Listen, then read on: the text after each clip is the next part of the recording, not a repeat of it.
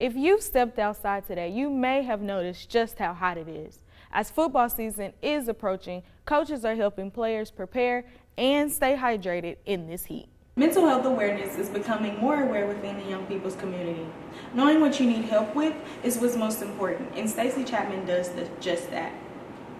Being an athlete and also being able to share her story and her experience is just the confidence some people need. Last semester has been one to remember for Carlisa May. She became a member of Delta Sigma Theta Sorority Incorporated and will now be joining the Marco Polo volleyball team overseas in Greece. These accomplishments have become a representation for herself and even the young girls in her community. The storm hit Wednesday night when thousands of Arkansans were hit with no power and storm damage. I went out to see how one Arkansan was dealing with the aftermath. Now the best ways to stay hydrated is to eat food, drink water, and take plenty of breaks. Athletes aren't the only ones who need to stay hydrated during this time. Us non-athletes do as well. I'm Sydney Thompson, THV 11 News. And now, the THV 11 Sports Desk, driven by Crane Hyundai of Conway. It's not often we talk hoops 30 days out from college football season, but today Parkview stole the show. The Patriot Powerhouse announcing they are hiring former Razorback assistant and national champion Scotty Thurman to replace legendary coach Al Flanagan, who retired. Thurman, who served as an assistant last season to Mike Anderson, was now retained by Eric Musselman in Fayetteville. Lots of reaction on Twitter today to the hire. Former Patriot great Khalil Garland and Razorback obviously pretty fired up about the hire. Former Razorback football assistant Tim Horton, congratulations to the Ruston Rifle. And finally, Johnny Holmes, fantastic coach and even better man. Staying with hoops, the Razorbacks set for an Old Southwest Conference showdown. Arkansas hosting TCU in the Big 12 SEC Challenge next season. The Hogs and Frogs will battle at Bud Walton Arena January 25th, 2020. This Arkansas and TCU rivalry dates back to their first season in 1923. Back to the gridiron, running back, one of the few positions the Razorbacks actually have the luxury of feeling comfortable with. DeVar Whaley, the lone senior running back in Fayetteville, the Texas native struggled in 2018 with injury, rushing for only 368 yards and 2 touchdowns while playing in just 7 games. Whaley looking for a turnaround on the field, but also off the field, as the talented young group looks to him to speak up. Like I said, just leading those guys in the right path, just stepping up, and, me taking on that leadership role, it's been a challenge, me trying to be more vocal, and, also lead by example on and off the field. Let's do a little throwback Thursday to the greatest individual effort I've ever seen. Joe the Jet Adams putting on the speed and power for the 60-yard punt return for a touchdown against Tennessee in 2011. Arkansas would go on to crush the Vols 49-7. Now to the Borough. Today, A-State wide receiver Kirk Merritt named the Paul Arning Award. That goes to the most versatile player in college football. The senior from New Orleans, one of 6 players in the country, named the Arning, Maxwell, and Biliknikov's watch list. We just got to take it week by week. We got to get through fall camp as well. Just to stay healthy and just focus on the details. We're just working on timing and stuff on the weekends, just to get the chemistry going.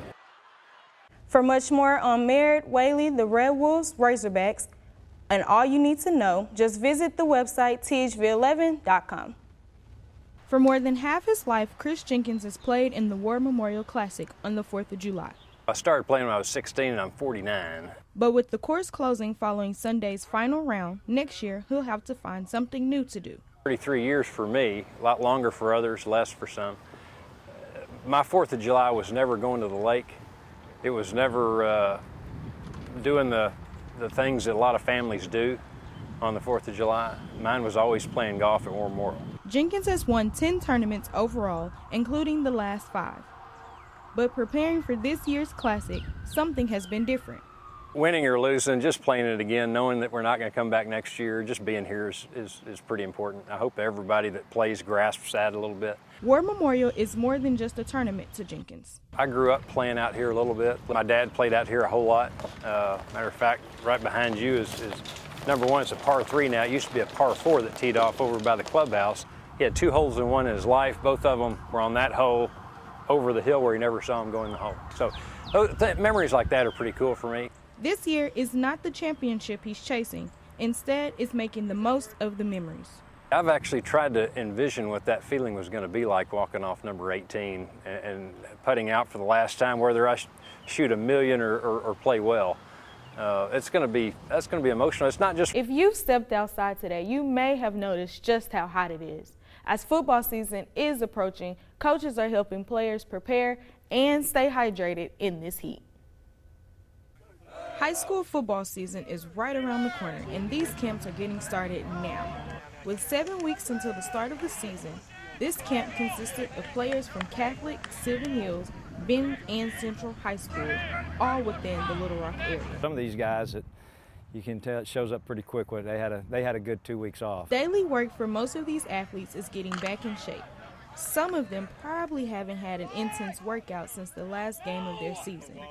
But for them, now is the time to get back to it. These guys just really got to get back in shape. And so when it does come time for the season to start, they can focus on practice instead of, just trying to make it through a practice.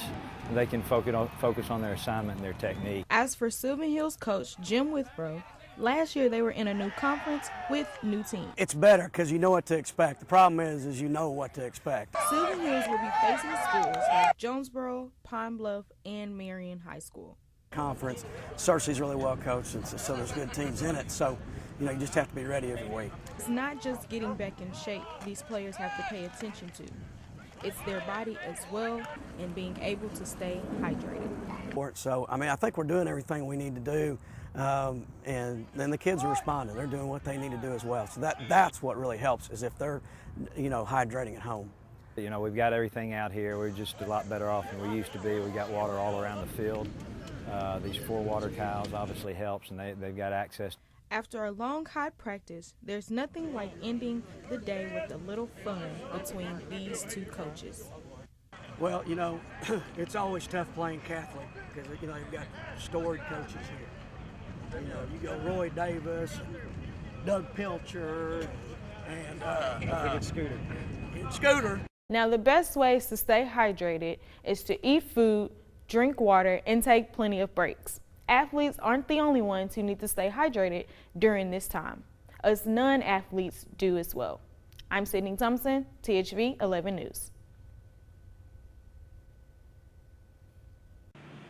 Northeast Arkansas Humane Society is the perfect place for adopting pets. They have a mixture of cats and dogs. All of the dogs come neutered, spayed, and vaccinated. Any of these animals will be lucky to have a new home. The NEA Humane Society operates entirely through donations and support of our community. These animals are looking for new homes daily.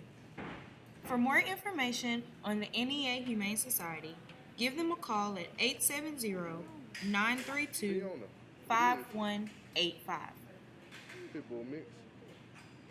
So if anyone is interested in adopting any of these pets today, come visit NEA Humane Society at 6111 East Highland Drive.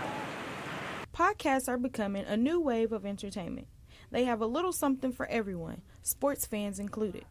But for Bo Mattingly, he's changing up his way of doing things. From TV, what it is, and it is not going to get better. You want me to be real? That's the facts. To radio. It allows us to sit down and have a long-form conversation to really get perspective and context in someone's full story instead of squeezing it into just a few minutes. Sports Talk with Bo, now turned the Hog Pod. This podcast just seemed to make a lot of sense. And we feel like at the University of Arkansas there's a lot of stories to tell, and Razorback fans want to hear those stories. For some, it's a big change. I gotta be honest, again, I just don't, I'm too lazy to try something new right now. I just kind of I'm a creature of habit, so I just stick with the radio. And for others, it's the usual. It's how easy it is, because I stream music on Spotify already, so being able to just surf those and not have to go out and find a station that has commercials on it. Now in its 20th show, they are showing much success as we sat on episode 17 with national champion golfer Marie Fozzie. This is creating a platform for the athletes that don't get the attention they should on the regular. Coming from Sawyer Rattler, who is the production director, likes the move. Do a lot of podcasts, big fan of podcasts, and was ready to kind of tell some really cool stories, which we've been able to do so far. I was all in. Even for Bart Pullman, the show's producer, he has his own expectations for the show's perception with Bo. This is an incredible story. And there's always at least one or two or three of those moments that come out in each of these interviews where you're like, wow, we're going to tell Razorback fans something that they've never heard before. Hog Pod is more than just a podcast, but a larger outlet for these Razorback athletes. So if you're a Razorback fan, this is really just for you. It's just a story that you get to listen to. There's not a lot of controversy. There's not a lot of opinion. It's just a story-driven podcast for Razorback fans about their favorite team.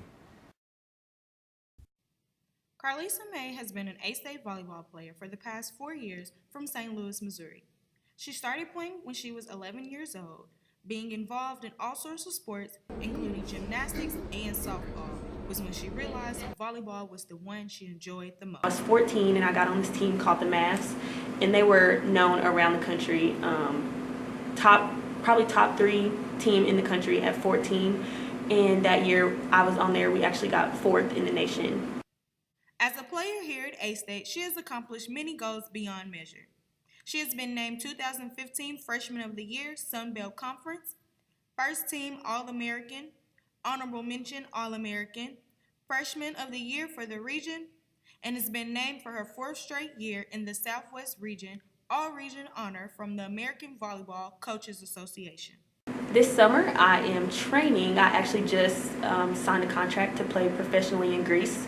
So I'll be training all summer, get in the weight room and kind of get back in the habit of touching balls and kind of doing all that. I'm excited though. It's going to be a really good experience. So yeah. This last semester has been one to remember for Carlisa May.